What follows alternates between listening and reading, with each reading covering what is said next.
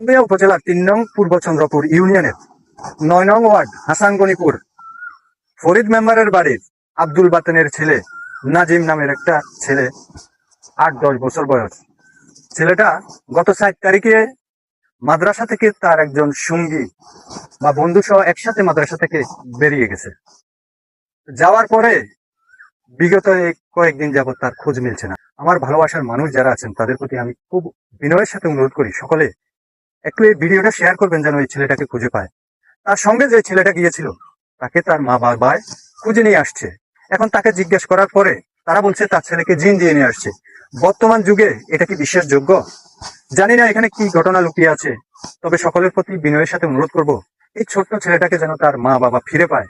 তার মায়ের কান্নাকাটি দেখে আসলে আমি খুব মর্মাহত হয়ে গেলাম, খুব কষ্ট লাগলো। এই জন্য ভিডিওটা উপস্থাপন করলাম। সকলে প্লিজ প্লিজ একটু ভিডিওটা শেয়ার করে দিবেন যেন এই মাসুম বাচ্চাটাকে খুঁজে পায়। ধন্যবাদ। আসসালামু আলাইকুম।